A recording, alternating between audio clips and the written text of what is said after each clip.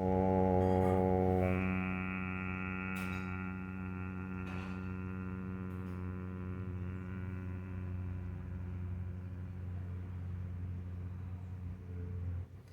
अध्यात्म रामायण का महात्म्य।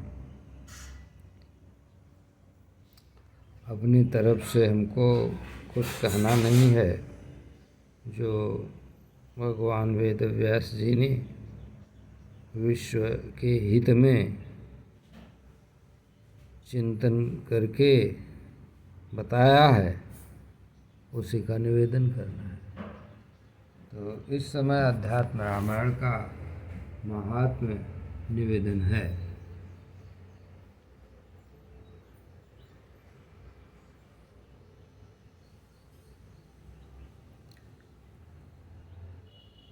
प्रत्यक्ष और प्रमाण आदि प्रमाणों से परे निर्मल ज्ञान मूर्ति महादेव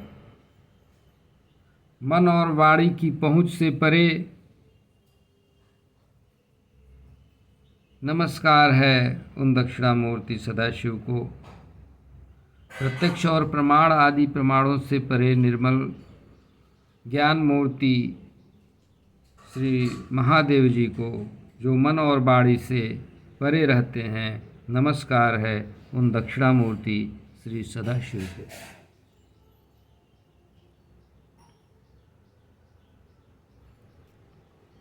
सूत जी कहते हैं, एक बार भगवान श्रीमान नारद योगी परोपकार की इच्छा धर के सभी जगह विचरण करते हुए, सर्वत्र विचरण करते हुए ब्रह्मलोक में जा पहुँचे। नारद जी को आदिकाल से अब तक विश्वहित का बड़ा चिंता रहती है, बड़ी चिंता। इसलिए उन्होंने लिखा, तीसरे में देखिए, वहाँ देखकर मूर्तिमान वेदों से घिरे बाल सूर्य प्रभा से सम्यक प्रकाशित सभागृह में मार्कंडेय आदि मुनियों द्वारा ब्रह्मा जी बारंबार हो रहे थे स्तुत्यमान वंदित। सभी पदार्थों का ज्ञान रखने वाले ब्रह्मा जी सरस्वती जी के साथ समन्वित, ब्रह्मा जी सरस्वती जी के साथ समन्वित चतुर्मुख जगन्नाथ ब्रह्मदेव, जो भक्तों को अभीष्ट फल प्रदान करते हैं, उनको भक्तिपूर्वक दंडवत प्रणाम करके संतुष्ट किया मुनिपुंगव नारद जी ने। नारद मुनि ने संतुष्ट होकर वैष्णव श्रेष्ठ ब्रह्मा जी ने कहा, नारद जी से संतुष्ट होकर ब्रह्मा जी ने कहा, हे मुनिवर, क्या पूछने की इच्छा करते हो? बताओ, कहो, मैं बताऊंगा यहाँ। क्या पूछना चाहते हो? मैं बताऊंगा यहाँ। ब्रह्मा जी ने कहा। तब ब्रह्मा जी का यह वचन सुनकर नारद मुनि ने सादर यह प्रश्न किया, हे पूज्य पाद, आपके द्वारा कहा गया शुभ शुभ कर्मों के बारे में मैंने पहले ही सुन लिया। हे सुरश्रेष्ठ, अब यहाँ एक ही बात मेरे लिए सुनने योग्य है, वह कहिए। यदि मेरे ऊपर आपकी कृपा है तो उस रहस्य को यहाँ प्रकट करिए। घोर कलयुग के आने पर मनुष्य पुण्य कर्मों का परित्याग कर ताक पर रखने को अड़े हैं। सभी लोग सत्यवार्ता से विमुख होकर दुराचारों में अनुरत होकर लगे पड़े हैं। दूसरों का धन हड़पना चाहते हैं और दूसरों की निंदा में रत हैं। दूसरों की हिंसा करने में लगे हुए हैं और मन पराई नारियों में अनुरक्त है। ये नारद जी कह रहे हैं अभी। मन पराई नारियों में अनुरक्त है, मन पराई नारियों में अनुरक्त है, मन पराई नारियों में अनुरक्त है, मन पराई नारियों में अनुरक्त है, मन पराई नारियों में अनुरक्त है, मन पराई नारियों में अनुरक्त है। वे मूर्ख पशु बुद्धि और देह को हुई मैं मानने वाले नास्तिक हो रहे हैं। माता पिता से द्वेष करने वाले स्त्री भक्त और काम के दास होकर सो रहे हैं, काम के दास होकर सो रहे हैं। विप्र लोग लोभग्रस्त होकर वेद बेचकर जीविका चलाने वाली वृत्ति बनाकर विप्रत्व को खो रहे हैं। धनार्जन के लिए ही विद्याभ्यास करते हैं और उनके मद से विह्वल हो रहे हैं, और उनके मद से विह्वल हो रहे हैं, उनके मद से विह्वल हो रहे हैं। क्षत्रिय और वैश्य भी स्वधर्म के त्याग के करार पर हैं, त्याग के कगार पर हैं। प्रायः अपने विहित कर्मों को त्याग कर दूसरों को ठगने के व्यवहार पर हैं, दूसरों को ठगने के व्यवहार पर हैं, दूसरों को ठगने के व्यवहार पर हैं। इसी प्रकार शूद्र भी ब्राह्मणों की तरह कर्मकांड का व्यवहार करने वाले हो रहे हैं, वृत्तियां खो रही हैं। और स्त्रियां प्रायः भ्रष्टाचारिणी और पति का अपमान करने वाली हो रही हैं। स्त्रियां प्रायः भ्रष्टाचारिणी और पतियों का अपमान करने वाली हो रही हैं, निडर हो रही हैं। ऐसे में निसंकोच बहुएं सासु से द्रोह करने वाली हो जाएंगी, बड़ा अत्याचार होगा। इन नष्ट बुद्धि स्त्री पुरुषों का परलोक कैसे बनेगा, कैसे इनका सुधार होगा, कैसे इनका सुधार होगा। इसी चिंता में मेरा चित्त लगा रहता है लगातार ही। ऐसा कोई उपाय हो जिससे इनका परलोक संवर जाए सही, कृपया ऐसा कोई उपाय बताइए हे सर्ववेत्ता श्रीमान जी, हे सर्ववेत्ता श्रीमान जी। ब्रह्मा जी से यह चिंता नारद जी ने व्यक्त किया। तब ब्रह्मा जी देखिए क्या कहेंगे, तो उसमें होगा, मिल ही जाएगा यहाँ से।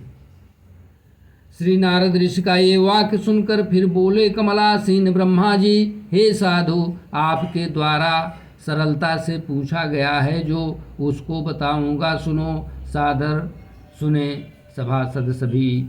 पूर्व काल में त्रिपुरहंता महादेव जी से भक्तवत्सला माता पार्वती जी श्री राम तत्व की जिज्ञासा से विनम्रता पूर्वक यह प्रश्न पूछी। स्वयं महादेव जी ने अपनी प्रिया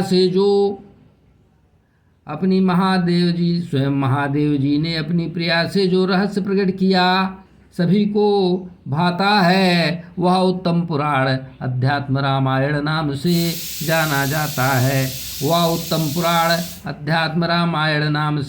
जाता है। जगत जननी पार्वती माता अध्यात्म रामायण का पूजन करके दिन रात ध्यान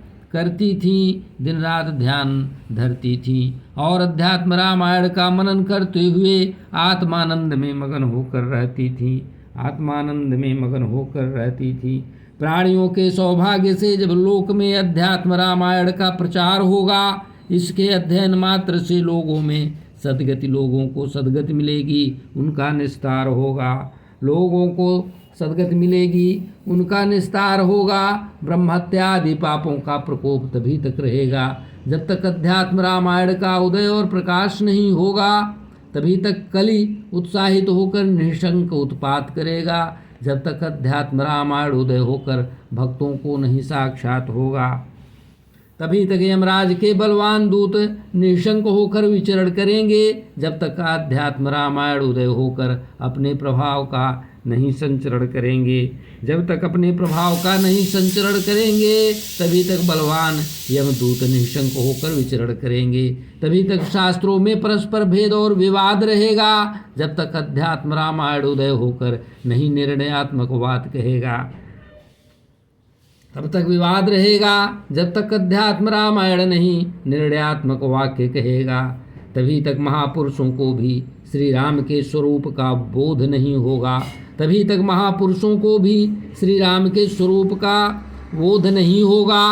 तक अध्यात्म रामायण उदय नहीं होगा और अपने में इनका शोध नहीं होगा, जब तक अध्यात्म रामायण उदय नहीं होगा और लोगों में इसका शोध नहीं होगा, तब तक श्री राम के स्वरूप का बोध नहीं होगा, तब तक श्री राम के स्वरूप का बोध नहीं होगा, जब तक व्यक्ति द्वारा अध्यात्म रामायण पढ़कर शोध नहीं होगा।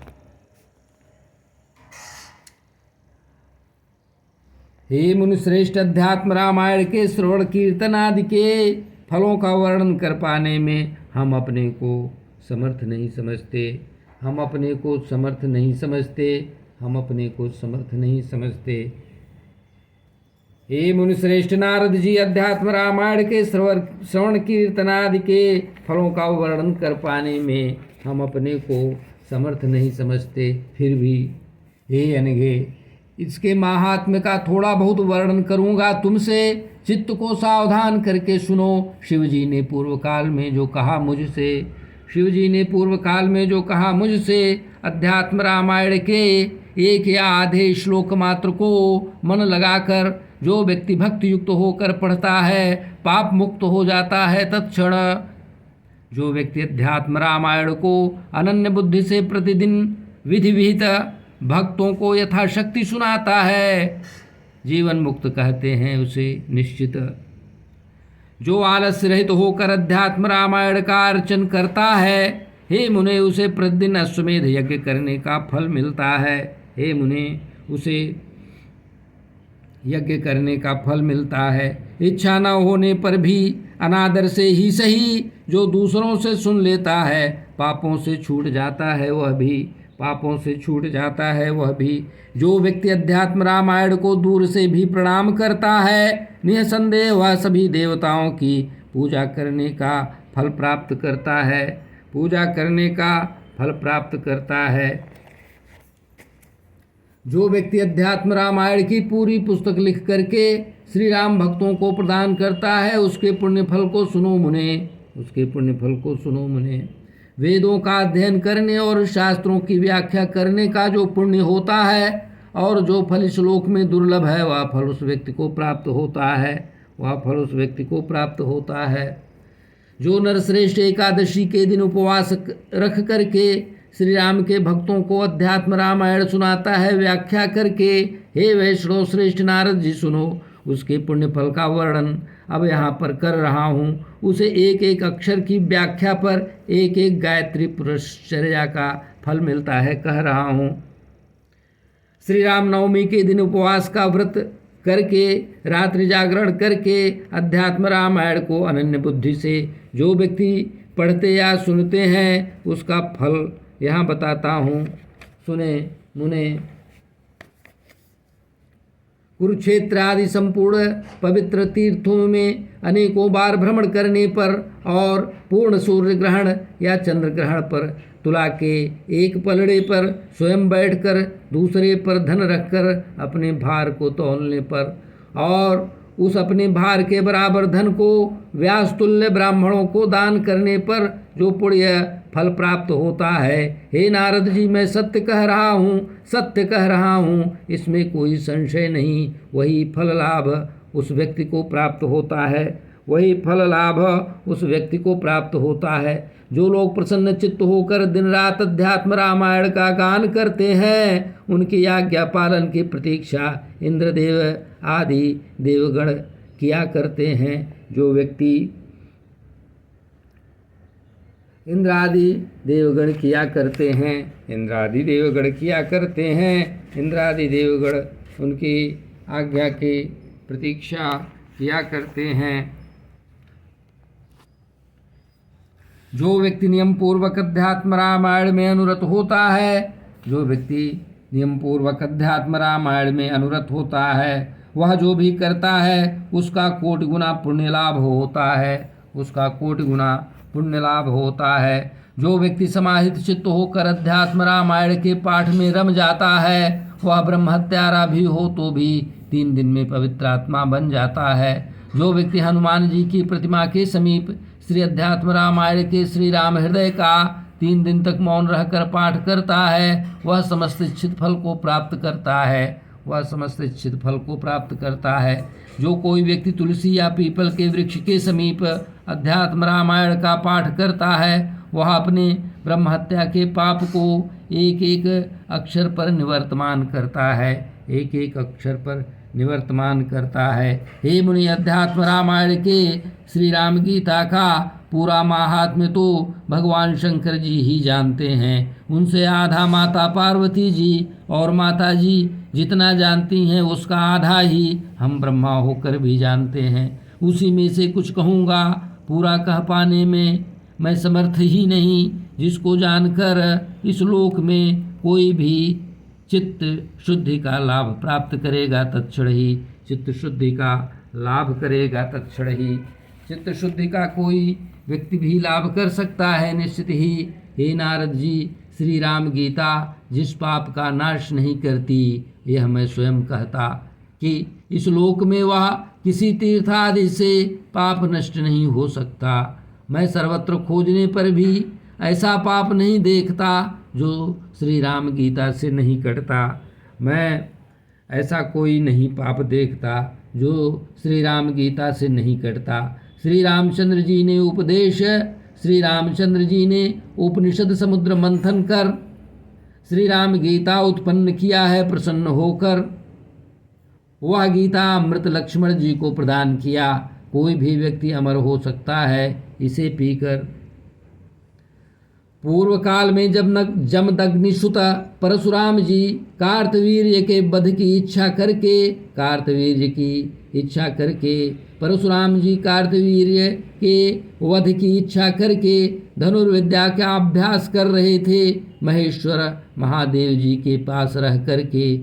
उस समय पार्वती माता जी श्री राम गीता का अध्ययन कर रही थीं। प्रयत्न करके उनसे सुनकर पढ़ते पढ़ते आत्मसात करके श्री नारायण के कला रूप हो गए परशुराम जी वे। उनसे सुनकर पढ़ते पढ़ते परशुराम जी आत्मसात करके नारायण के कला रूप हो गए। यह ब्रह्म हत्या आदि महापापों को कोई मनुष्य यदि नष्ट करना चाहेगा, यदि ब्रह्म हत्या आदि पापों को कोई मनुष्य नष्ट करना चाहेगा तो श्री राम गीता को मात्र 1 महीना पढ़कर निष्पाप हो जाएगा।